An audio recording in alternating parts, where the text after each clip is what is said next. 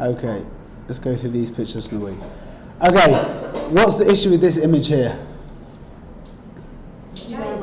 Umbrella in the window. Very obvious. How can we fix that?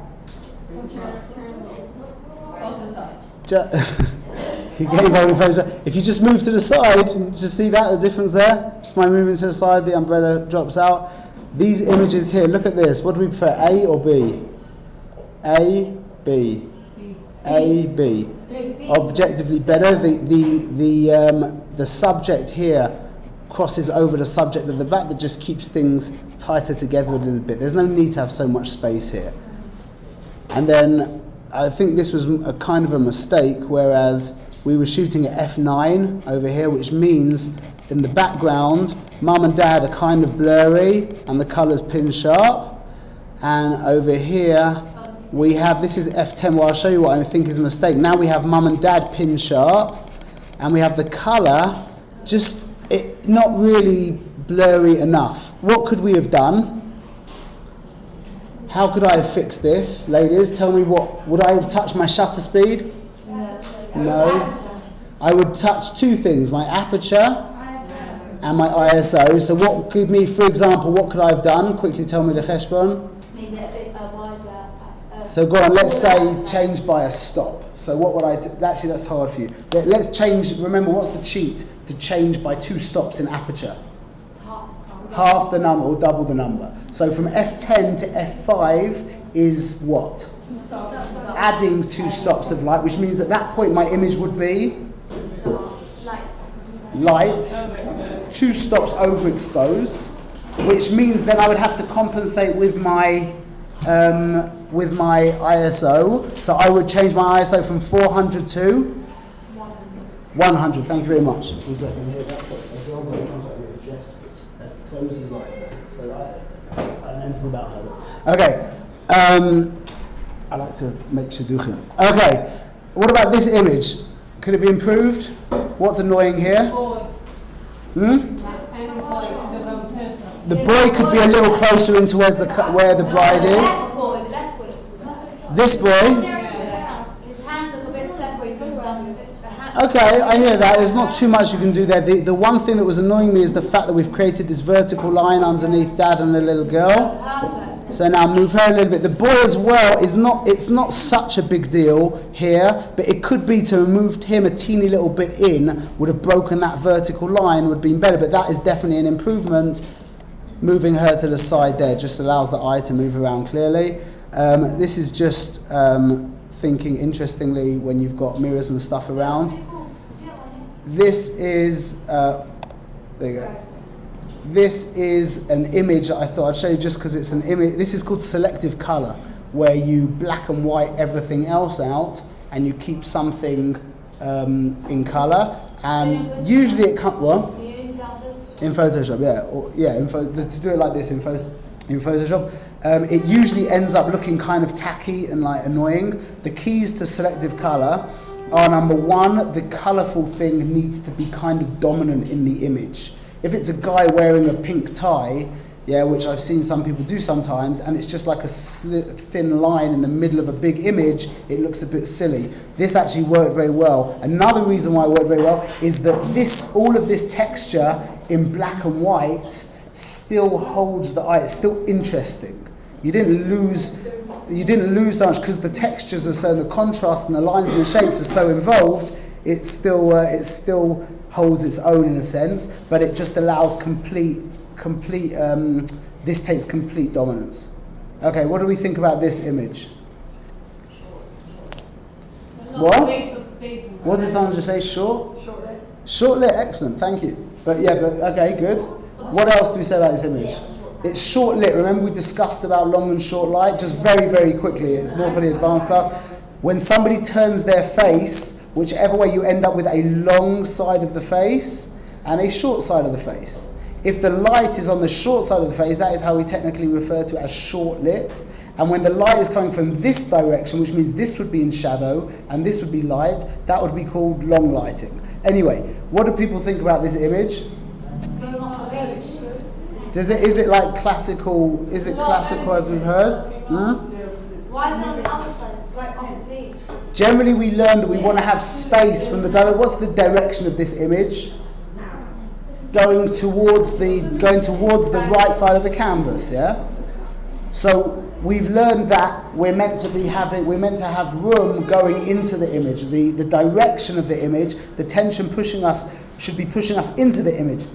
How have we learned that when your eye bangs into the side of the canvas, what happens?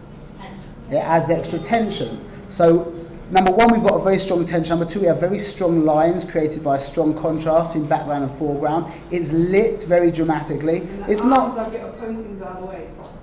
The arm, well, I think the arms are kind of, the flow of the image is this way. The flow of the image is this way. The hands are not, although hands can be very beautiful, number one, they're not particularly beautiful hands, and number two, they're not lit very well, so the hand isn't really, it's not held in a nice way, so the hand doesn't really do too much.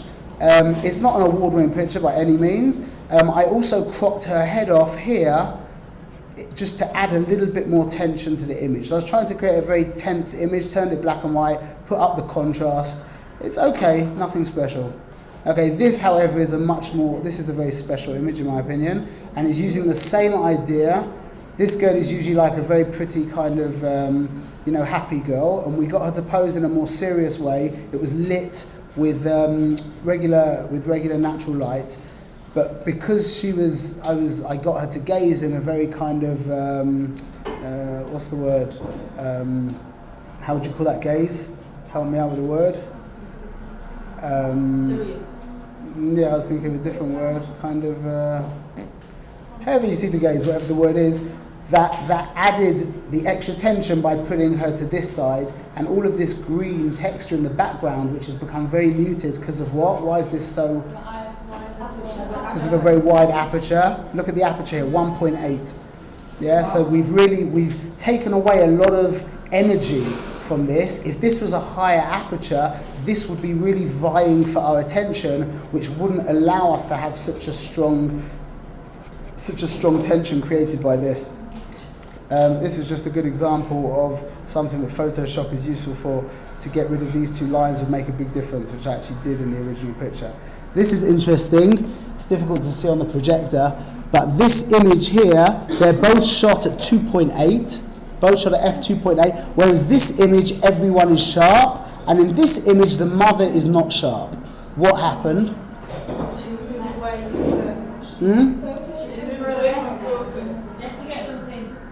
Focus. Wait, this is at 2.8 and they're both in focus. They didn't move. This is at 2.8 and only she's in focus. Thank you very much. Very good. So in the first image, the focus, but I didn't take this picture, Faggy took this picture, but the first image, Faggy focused on this eye, which meant this eye is slightly soft and this eye is slightly soft, but generally it's sharp. Whereas in this image, Faggy focused on this eye, which means this eye is a little bit soft, and then the mother in the background gets very soft. That's the difference when you're using 2.8. The difference, the depth of field is so shallow that it really matters within literally the difference of a few centimeters in this image, which it can also matter in regards to millimeters, but in this image a few centimeters. Okay, how could we immediately improve this image? What? So that is that's a very good point that you make, but this isn't really an issue. Why is this not an issue? Thank you very much, very good. The actual line is broken, it's created into a diamond shape, so that isn't particularly a line. One little thing that we could do, we could have moved this guy's hand a teeny drop under here, but that's very finicky, very pedantic tikkunim. One little tikkun that could have made a really nice hashlama to this picture. Slightly to this side, that's really not. Don't think so? The guy in the background, if he just put his arms around mum and dad, but not with his whole hand. This guy's probably got big hands, yeah? If he put his whole big hand around mum and dad's shoulders, that would be very distracting. But if he had just put his hand around so that you would see like the tips of his fingers, that would create a more kind of bound together image. It's a nice picture, yeah, for sure. It is a nice picture. Just to be, it's the same thing, just to be hyper. This is more to do with flash, we won't talk about this. This was a nice image. Can't remember what I was going to say about this, but it's nice anyway. Okay, here we go. What do people think of this picture? Say something. Is that how fast Yeah.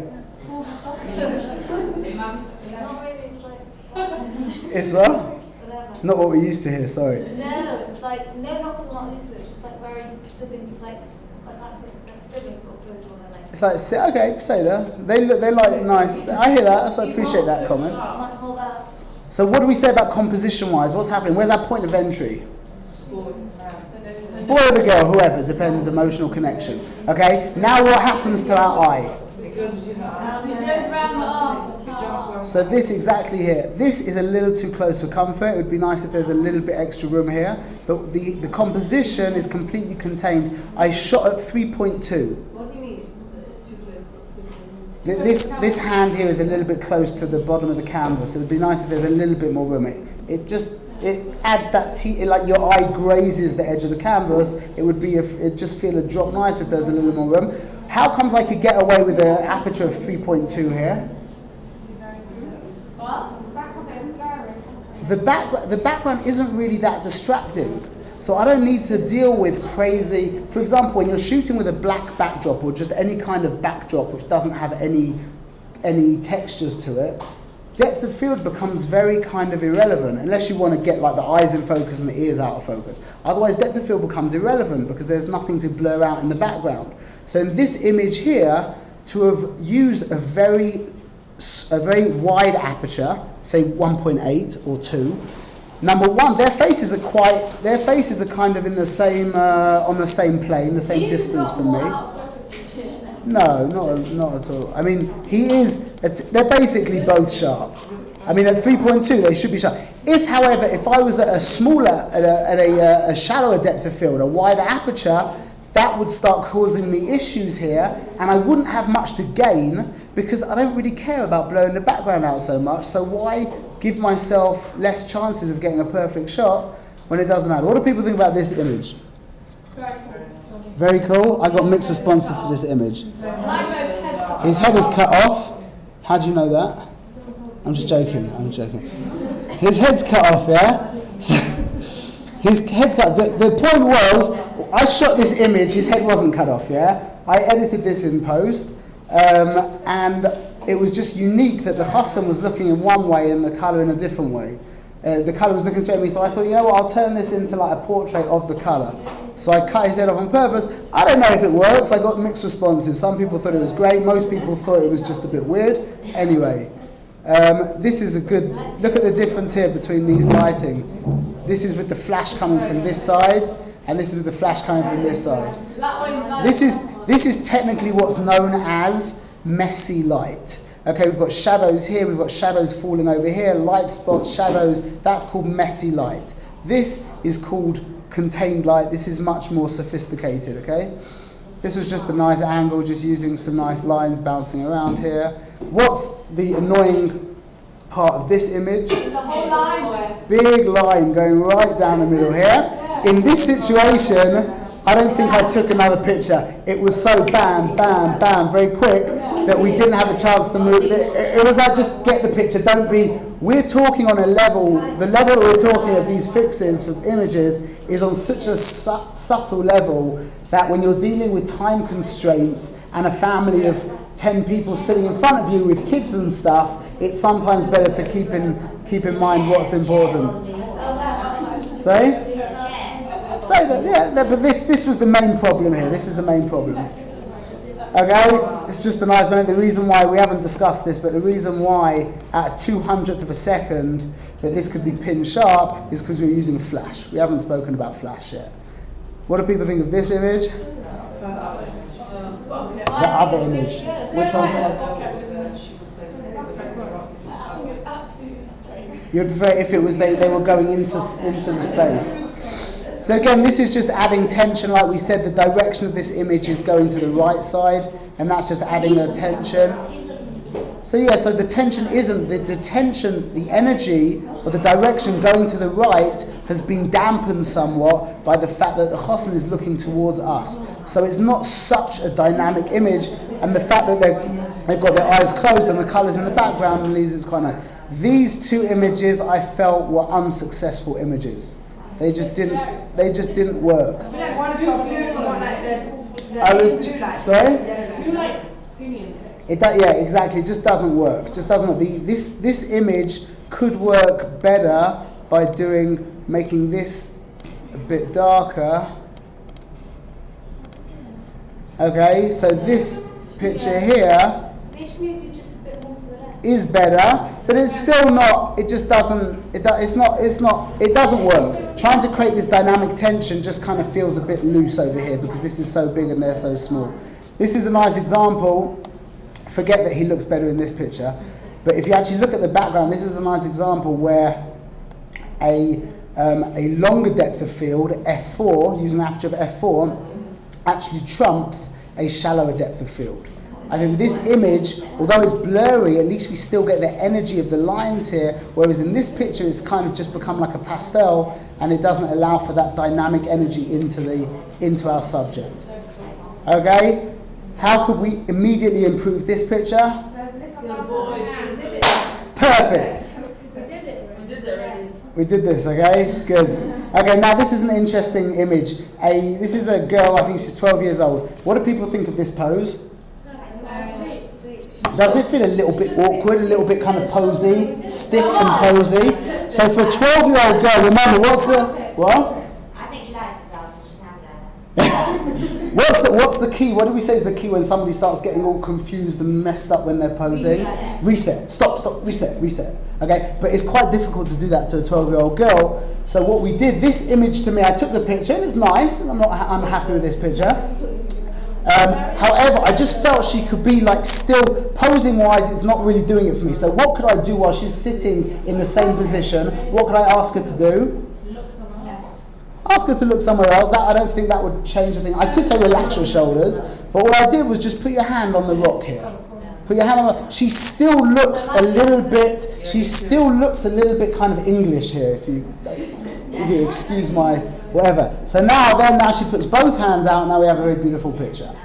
Okay? The first one was like cute anyway, just because of like the whole... They got all the pictures. They did get all the pictures. Yeah. Like these, it's not like this one got thrown away, but just in my opinion, the posing here... What? This one's nice though. Say that. What was I going to say? Did I give you the definition of insanity? Albert Einstein gave a really great definition of insanity. Thank you. Doing the same thing over and over and expecting different results. Yeah, so that happens in photography all the time, where somebody will it's kind of working, but it's just not it, and they'll just keep clicking and just hoping that maybe something's going to change. It doesn't. Okay, it doesn't change. So you have to move things around. Once you've got this picture here, which is an acceptable picture, I got her to put her hand there. Didn't quite work, so I said put both your hands there, look over there, and I felt that we got a better image. Okay, this is just the difference between flash and natural light. We're not going to talk about that. And this was just using an umbrella to give a difference in the shade of his face. Without that umbrella, this side of his face would have been the same shadow as this side of his face. So by using the umbrella, we were able to just create a difference of about just under a stop, probably about half a stop difference, which just makes for a much more intelligent image. Let's just have a look at that by itself. Okay, just a much more intelligent image. Okay.